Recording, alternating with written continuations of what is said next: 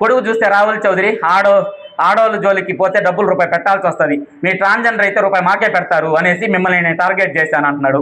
గేల్ని కొజ్జా వాళ్ళని ట్రాన్స్జెండర్ని మమ్మల్ని ముంచేస్తున్నారు. అమ్మ చూస్తే మొగోళ్ళని ముంచుతా ఉంది, కొడుకు చూస్తే మా ఎదురాలని ముంచేసి నడిలోకి లాగుతూ ఉన్నారు. AP.9 న్యూస్ ఛానల్ని అందరూ కూడా చూస్తున్నారు, బట్ అయితే చాలామంది సబ్స్క్రైబ్ చేసుకోకుండా చూస్తున్నారు. దయచేసి మీరు సబ్స్క్రైబ్ చేసుకోండి. నేను మరిన్ని మంచి వార్తలు ఇచ్చేదానికి నా వంతు ప్రయత్నంగా నేను ఖచ్చితంగా చేస్తాను. అదేవిధంగా మీరు లైక్ చేసి హైప్ చేయండి. అదేవిధంగా కామెంట్ సెక్షన్లో మీరు కామెంట్ని తెలియచేయండి. దీనివల్ల ఏంటంటే మన ఛానల్ సంబంధించిన వీడియోస్ బూస్టప్ అయ్యి ఇంకా మిగతా చాలామందికి కూడా తెలిసే అవకాశం ఉంది. కనుక మీరందరూ కూడా ఆదరించాలని చెప్పేసి కోరుతున్నాను. Thank you. నమస్తే, నేను మీ సంజీవ్ సునీల్, AP.9 న్యూస్.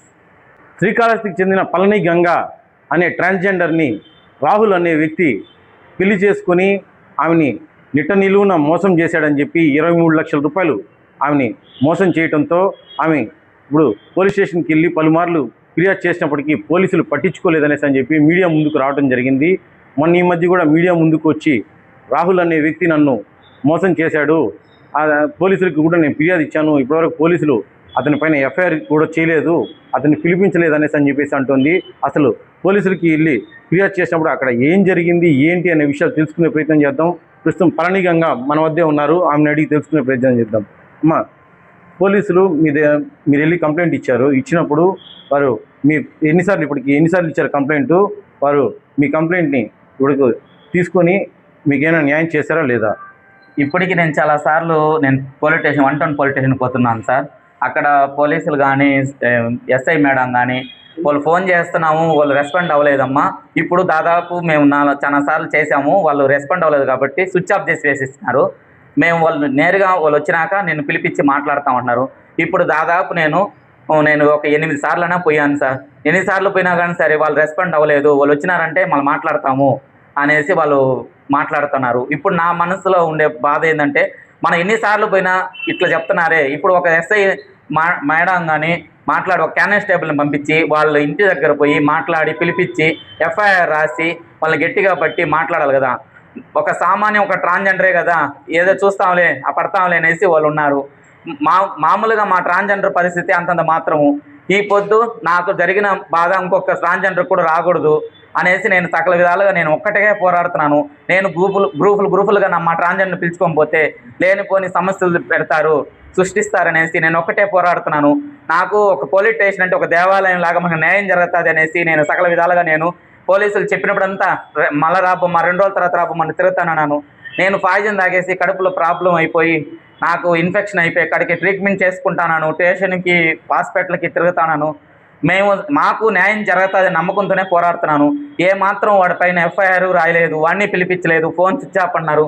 ఒక ఎంక్వైరీ చేసి వాడు ఏడున్నాడు ఏమనేసి ఒక కానిస్టేబుల్ అయినా పంపించి వాడిని పిలిపించి వాడికి నాకు ఇద్దరు కూర్చోబెట్టి కౌన్సిలింగ్ చేసి మాట్లాడి నాకు 23 లక్షలు తినేశాడు.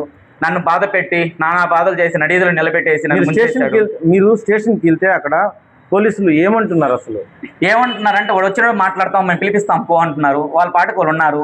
ఆ వీడియోకు వచ్చినప్పుడు టాంచి ఒక వారం రోజుల దాకా మొహం తప్పించేసి బయట రాకుండా ఇంట్లోనే ఉన్నాడు. వాళ్ళు వీళ్ళు ఏదైనా అడుగుతారనేసి ఇంట్లోనే ఉండి ఇప్పుడు వారం గ్యాప్ ఇచ్చినాక ఇప్పుడు మామూలుగా యథావిధిగా బయట తిరుగుతున్నాడు. వాళ్ళమ్మ వాడు ఏమాత్రం సిగ్గు ఎగ్గు లేకుండా హ్యాపీగానే వాళ్ళు ఉన్నారు, తింటున్నారు, తిరుగుతున్నారు. నేను మాత్రం రాత్రి పగులు కుసిచ్చి నేను బాధపడతా, నా వేదన నేను పడుతున్నాను. దుర్మార్గులు ఏమో బాగానే ఉన్నారు. మేము కష్టపడి అన్నీ చేసిన వాళ్ళం మేము ఇంట్లో కూర్చొని మనకు న్యాయం జరగలేదే, దేవుడు అనేవాడు ఉన్నాడా, ఎక్కడ దేవుడు అనేసి మేము సకల విధాలుగా మేము కుసిస్తూ ఉన్నాము. నాకు న్యాయం ఏది జరగలేదు, పోలీస్ స్టేషన్లో న్యాయం జరగలేదు. వాడిని పిలిపించి గట్టిగా మాట్లాడి నాకు రావాల్సిన అమౌంట్ తీసిస్తారని నమ్మకంతో తిరుగుతున్నాను. ఎన్ని సార్లు పోయినా మేము ఫోను చేస్తున్నాము, స్విచ్ ఆఫ్ చేస్తున్నాడు, మేమేం చేసేది అంటున్నారు. ఒక కానిస్టేబుల్ పంపించేసి గట్టిగా ఎక్కడున్నాడు ఏమనేసి అడిగి వాడిని పిలిపించాలి కదా. మాకు ఇంకెవరున్నారు? మేము మామూలుగా ఒక ట్రాన్స్జెండర్లమే, మాకు బతుకు అంతంత మాత్రమే మా బతుకులు. ఇప్పుడు మా పరిస్థితి మరుగుంది. ఇప్పుడు వాళ్ళమ్మ పరిస్థితి ఏంటంటే నవీన, ఆమె ఎంతోమంది మగవాళ్ళ జీవితాలను నాశనం చేసింది. చెట్టు ముందరనే ముత్రాస్పాల్లో పట్ల ఆయన గమనంలో వాళ్ళు ముంచేసి అప్పుల పాలు చేసి ఆయన ఊరు వదిలి వెళ్ళిపోయాడు. ఆ పల్లెటూరులో టెంకాయ తోపులో ఒక ఆయన విలేజ్ ఆయన్ని పెట్టుకొని ఆయన్ని నాశనం చేసింది. ఇట్లా మంగళంలో వినయ్ అనే వ్యక్తిని కొడుకు వయసు వాడిని పెళ్లి చేసుకొని నానా గాబర్ చేసి వాడు కూడా పాయిజన్ తాగి వాళ్ళ అమ్మ వాళ్ళ గందరగోళం అయింది. అట్లా గుంటూరులో ఒక ఆయన్ని పెళ్లి చేసుకుని అట్లా 5 మందిని పెళ్లి చేసుకునింది. ఇప్పుడు ఆమె కొన్ని మందితో ఎఫ్ఐఆర్ పెట్టుకొని గందరగోళంగా ఉంది. అమ్మ చూస్తే మగవాళ్ళని ముంచేస్తూ ఉంది. కొడుకు చూస్తే రాహుల్ చౌదరి ఆడవాళ్ళ జోలికి పోతే డబ్బులు రూపాయి పెట్టాల్సి వస్తుంది, మీ ట్రాన్స్జెండర్ అయితే రూపాయి మాకే పెడతారు అనేసి మిమ్మల్ని నేను టార్గెట్ చేశాను అంటున్నాడు. గేల్ని కొజ్జా వాళ్ళని ట్రాన్స్జెండర్ని మమ్మల్ని ముంచేస్తున్నారు. అమ్మ చూస్తే మగవాళ్ళని ముంచుతూ ఉంది. కొడుకు చూస్తే మా ఎదురాళ్ళని ముంచేసి నడిలోకి లాగుతూ ఉన్నారు. ఇప్పుడు ఆ వాళ్ళకేనా న్యాయము? మాకు న్యాయం లేదా? ఇంత దుర్మార్గుడు ఊరు మీద తిరుగుతున్నారు. ఒక పోలీస్ స్టేషన్ ఒక న్యాయం చేయాలి కదా. ఒక ఎస్ఐ మేడం వాడిని గట్టిగా పట్టుకొని వచ్చి నిలబెట్టి వాడిని నిలబడేసి ఇట్లా ఎంతకాలం చేస్తారనేసి అడగాలి కదా. వాళ్ళ మీద ఎంక్వైరీ కేసు వేయమని నేను, నా మీద ఎంక్వైరీ కేసు వేయండి. ఈ విధంగా నా జీవితం ఏంది, నేనేందని నా మీద ఎంక్వైరీ వేయండి. వాళ్ళ అమ్మ జీవితం ఏంది, వాడి జీవితం ఏంది, వాడి కుటుంబం పరిస్థితి ఎంక్వైరీ వేయండి. ఈ ప్రపంచంలో ఎవరు ఎక్కడైనా ఈ కళాహస్తి మొత్తానికి చెప్తారు. ముత్రాస్పాలెం చెట్టు ముందర నవీన ఎలాంటిది అనేసి అందరూ చెప్తారు. రాహుల్ ఎలాంటి వాడు అందరూ చెప్తారు. నేను పళని గంగ అని ఎట్లాడదని చెప్తారు. నేను పుట్టిన తాంచి పూజలు పునస్కారాలు చేసుకున్నాను. 2015లో ఇటు వచ్చి నన్ను నానా గాబర్ చేసి నా మైండ్ డైవర్ట్ చేయించేసి నన్ను నడిలో నిలబెట్టేశాడు. ఇప్పుడు నా సామాన్య ట్రాన్స్జెండర్ పరిస్థితి మరుగుంది. ఇప్పుడు ఇంకా ఆడవాళ్ళ పరిస్థితి ఎలా ఉంటుందో తెలియదు. చివరగా చెప్పండి, మీరు పోలీసుల నుంచి మీరు ఏం కోరుతున్నారు? నేను పోలీసులని ఏమంటున్నానంటే, ఒక కానిస్టేబుల్ పంపించి వాడిని పిలిపించి గట్టిగా వాడి కౌన్సిలింగ్ ఇచ్చి తప్పేది ఒప్పేది నిలబెట్టి మాట్లాడి నాకు న్యాయం కావాలి. అంటే ఎలా అంటే నాకు డబ్బులు నేను 23 లక్షలు పెట్టాను. ఆ 23 లక్షలు మాట్లాడి సెటిల్ చేసి నాకు రావాల్సింది ఇచ్చేసి వాడు బతుకు వాడిది, నా బతుకు నాది. తప్పు ఎవరిదుంటే వాళ్ళని గట్టిగా వాళ్ళని శిక్షించాలని కోరుకుంటున్నాను. నేను ఎట్టి మంచి పరిస్థితుల్లో వాడికి ఏ మాత్రం నేను ద్రోహం చేయలేదు. కష్టపడి భిక్షాటం చేసిన డబ్బులు కానీ వ్యాపారం చేసిన డబ్బులు కానీ వాడికే పెట్టాను. నేను సత్యాన్ని నమ్మున్నాను. దేవుడు అనేవాడు ఉన్నాడు, మనకి న్యాయం చేస్తాడు అని ఇప్పటికీ నేను వెయిట్ చేస్తున్నాను. ఆ దేవుడు మనల్ని కాపాడుతాడని. కానీ దుర్మార్గులకి కాలం అయితే మా ఫోటోలు మేము ఎక్కడ పోవాలి? ఒక సామాన్య ట్రాన్స్జెండర్ పరిస్థితి ఉంది. ఇంకా రాబోయే రోజుల్లో ఆడవాళ్ళని ముంచుతానంటున్నాడు. ఆ ఆడవాళ్ళ పరిస్థితి, మేము ట్రాన్స్జెండర్ కాబట్టి తెగించి బయట వచ్చి అటు ఇటు తిరుగుతున్నాము. మామూలుగా సమాజంలో ఆడవాళ్ళకి ఇలాంటి పరిస్థితి వస్తే వాళ్ళు బయట వచ్చి కూడా మాట్లాడలేరు.